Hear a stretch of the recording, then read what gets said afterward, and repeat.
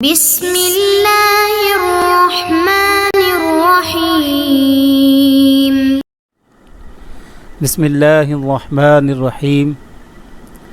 تاریخ اسلام سبق نمبر 19، عہد بنو امیہ اور عہد بنو عباس کی علمی، ادبی اور تمدنی ترقی۔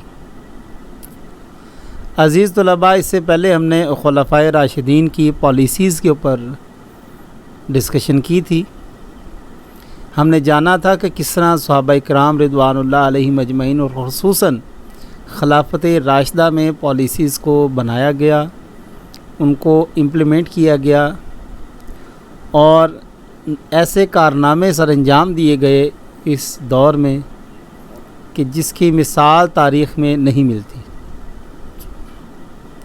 آج انشاءاللہ تعالی تاریخ اسلام کے سبق نمبر 19 میں ہم ان دو بڑے عہدوں کے، بنو امیہ کے سلاطین کی اور بنو عباس کے سلاطین کی علمی، ادبی اور تمدنی ترقیوں کے حوالے سے گفتگو کریں گے۔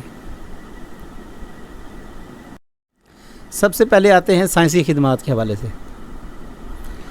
دور بنو عباس ہو یا اموی ہو، ان دونوں دور حکومت میں سائنسی علوم میں بہت زیادہ ترقی دیکھی گئی ہے، اور یہ ایسا ہرگز نہیں ہے کہ ان دونوں خاندانوں میں صرف لڑائی جھگڑے رہے ہیں، خانہ جنگی رہی ہے یا بیرونی فتوحات رہی ہیں، بلکہ ایسا ہی تھا کہ ایک طرف اگر خانہ جنگی چل رہی ہے یا ایک طرف وفد جو ہیں وہ بیرون ممالک جا کر فتوحات کر رہے ہیں، تو اسی دور میں، اسی وقت میں علمی خدمات کے حوالے سے، سائنسی ہوں، طبی ہوں، ادبی ہوں یا کسی بھی حوالے سے، ان تمام خدمات کو سر انجام دیا جاتا رہا ہے۔ ان علوم کے ضمن میں سائنس کے مختلف شاخوں میں، علم طب کے، کیمیا ہو، فلکیات ہو یا علم جغرافیہ ہو، ریاضی ہو، الغرض اس کے علاوہ بھی بہت ساری ایسی خدمات ملتی ہیں ان ادوار میں کہ جن کی نظیر ہمیں آج کے دور میں یا اس کے بعد نہیں ملتی۔ گویا جو سائنسی ترقی ان دور میں ہوئی ہے یا جو بنیاد ان لوگوں نے رکھ دی ہے، اسی بنیاد کے اوپر آج بھی ہم ترقی کر رہے ہیں، گویا اس سے ہٹ کے کچھ نہیں ہے۔ علم طب میں دیکھیں تو عباسی اور اموی دور میں علم طب میں تحقیقی کام کی ابتدا ہوئی، گویا اس کی ابتدا اموی تاریخ میں ہوتی ہے اور عباسی تاریخ میں اس کو عروج ملتا ہے۔ پھر یونان اور پھر دیگر علاقے جہاں پر طب جو ہے وہ اپنے نقطہ عروج پر تھی، وہاں سے یونانی حکماء کی کتب کو منگوا کے، تراجم کروا کر اس کو سرکاری سطح پر باقاعدہ اس کی تعلیم شروع کروائی گئی۔ چونکہ یونان جو ہے، یہ اس کی جو تاریخ ہے وہ یونانی زبان میں ہے، تو ان کی حکمت بھی جو تھی وہ یونانی میں تھی، تو ہمارے مسلمان حکماء، فقہاء، علماء اس زبان سے بھی واقف نہ تھے، تو سب سے پہلے اس کا جو غلبہ رہا ہے یا اس میں سب سے پہلے جنہوں نے عروج حاصل کیا وہ کرسچنز ہیں، جن کو ہم مسیحی کہتے ہیں۔ اس کے بعد آگے چل کے جیسے ترجمہ ہوئے، کتب کے تراجم ہوئے، وہ ہمارے علماء کے پاس آئی، انہوں نے اس کے اوپر غور و فکر کیا، تو آج بھی وہ کتابیں ان لوگوں کو باقاعدہ ابو علی سینا ہوں یا دوسرے ہوں، ان علماء کے یورپ میں باقاعدہ اسٹیچوز بنا کے لگائے گئے ہیں، اور ان کی کتب آج بھی پڑھائی جا رہی ہیں۔ جس طرح امام ابو علی سینا کی کتاب بڑی مشہور زمانہ قانون فی الطب، یہ صدیوں تک مشرق و مغرب کی یونیورسٹیز میں پڑھائی گئی، بلکہ آج بھی کہیں نہ کہیں کسی نہ کسی یونیورسٹی میں اس کا آپ کو نصاب مل جائے گا، اس کا کریکولم مل جائے گا۔ ان کی دوسری کتاب کتاب الشفا، یہ 2 کتابوں نے بڑی شہرت حاصل کی تھی۔ کیمیا کے اگر حوالے سے بات کی جائے تو جابر بن حیان نے سلفائڈ سے سفیدہ اور سنکھیا اور کھل حاصل کرنے کا طریقہ بتایا۔ یہ گویا آج بھی جابر بن حیان یہ بہت زیادہ علوم میں دسترس رکھتے تھے۔ ان کے تو باقاعدہ انگلینڈ میں انہوں نے ایک باقاعدہ اسٹیچو بنایا ہوا ہے، یونیورسٹیز میں ان کی آج بھی کتابیں اور ان کے فلسفے پڑھائے جاتے ہیں۔ ان کی دریافت آج بھی موجود ہے، جس میں ان کا جو سب سے بڑا کارنامہ رہا ہے، ویسے تو ان کے ہر کارنامے پر غور کیا جائے تو بہت بڑا ہے، لیکن یہ ایسا کارنامہ ہے کہ جس کو ابھی تک دنیا تسلیم کر رہی ہے یا ابھی تک وہ نقطہ عروج میں ہے، وہ یہ ہے کہ انہوں نے نباتاتی تیزابوں مثلاً تیزاب لیموں، تیزاب سرکہ اور دوسرے تیزاب سے متعلق اہم معلومات فراہم کی اور تجربے کیے۔ جابر بن حیان کا سب سے اہم کارنامہ یہ ہے کہ اس نے تینوں معدنی تیزابوں کو دریافت کیا، گویا اس سے پہلے اس کی کوئی دریافت نہیں تھی۔ ان تیزابوں کو اس نے پہلی بار ریٹارڈ کی مدد سے تیار کیا، اور اس نے ماء الملوک یعنی کہ ایکوا راگیا بنایا۔ جابر بن حیان نے علم کیمیا کے اوپر تقریباً 700 سے زائد انہوں نے کتب یا رسائل جو ہیں وہ تحریر کیے،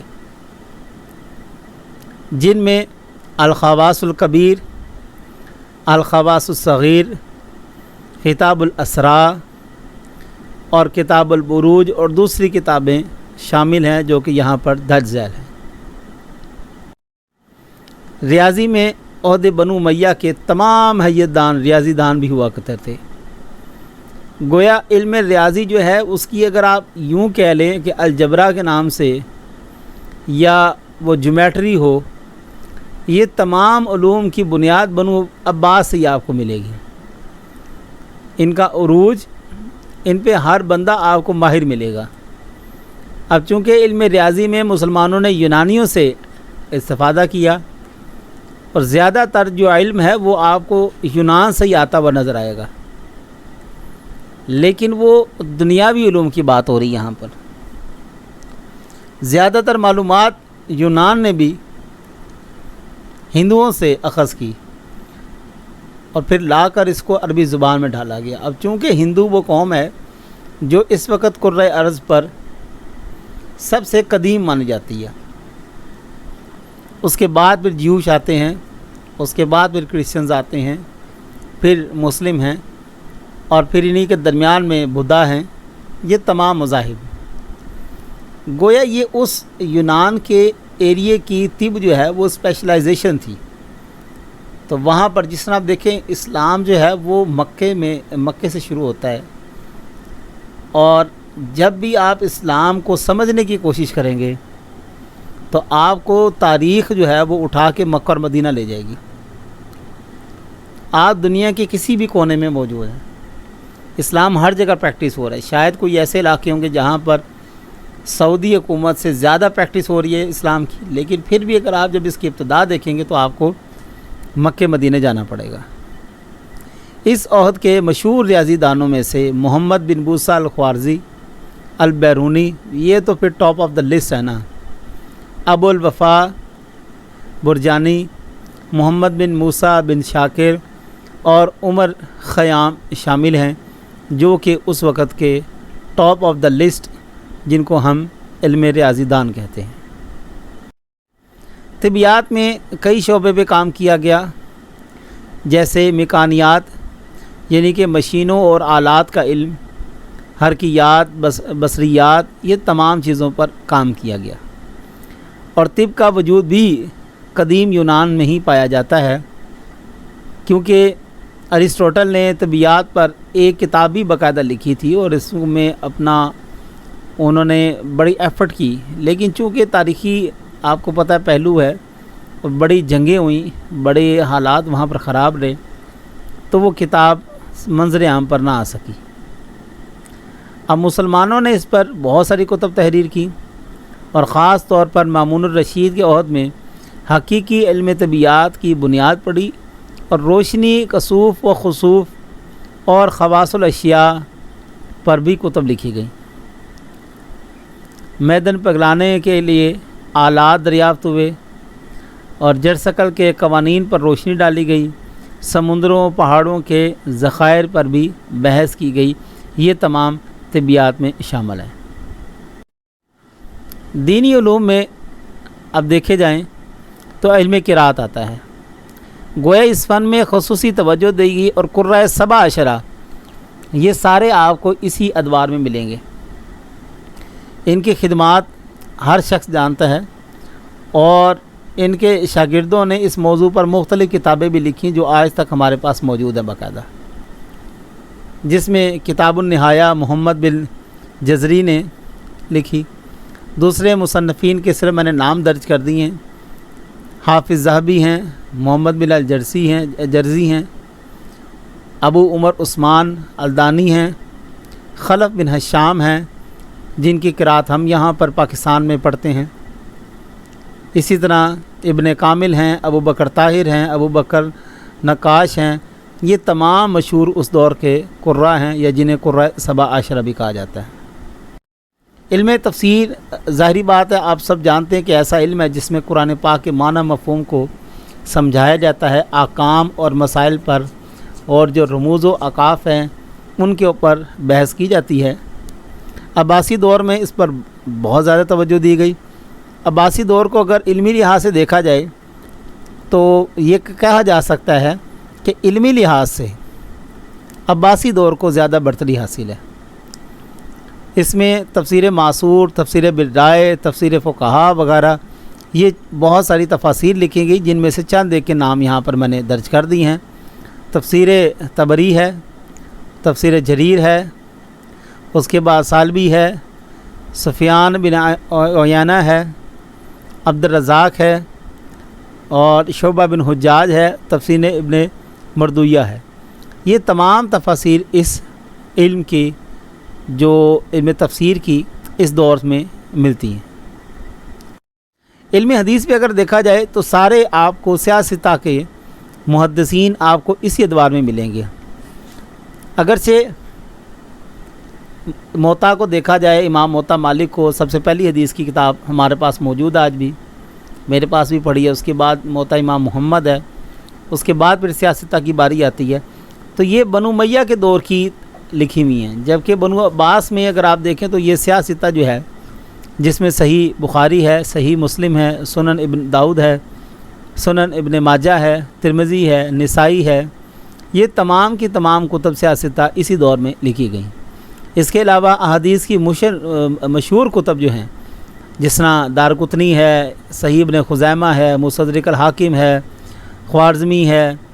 دارقطنی کے علاوہ جو ہے مصنف ابن شعبہ ہے، عبد الرزاق ہے۔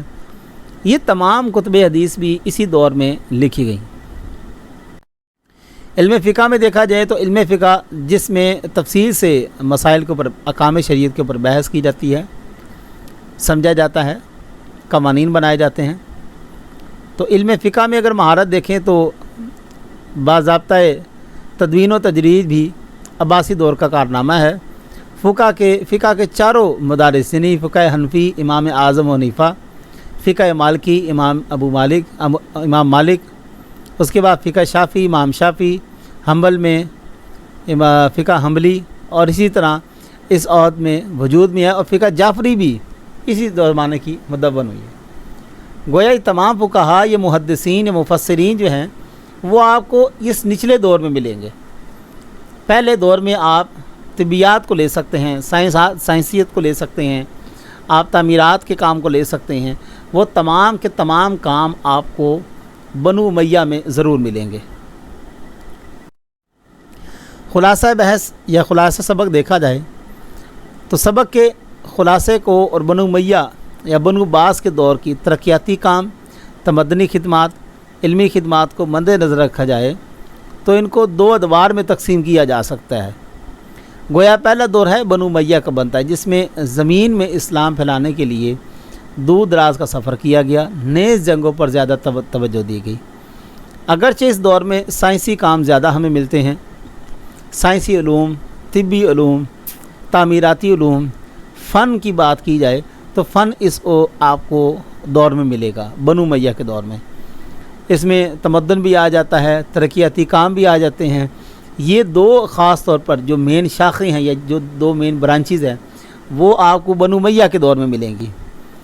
اس کے بعد جو ٹاپ آف دا لسٹ ہیں کام دوسرے، جس طرح کہ بنو عباس کے دور کی اگر بات کی جائے تو جنگی معاملات تو چلتے رہے، مگر جتنا علم جو ہے وہ بنو عباس نے دیا ہے، وہ طبیات کے حوالے سے ہو، وہ حدیث کے حوالے سے ہو، وہ ریاضی کے حوالے سے ہو، وہ قرآن کے حوالے سے ہو، تفسیر کے حوالے سے ہو، یہ تمام کے تمام علوم جو ہے وہ آپ کو بنو امیہ میں ملیں گے۔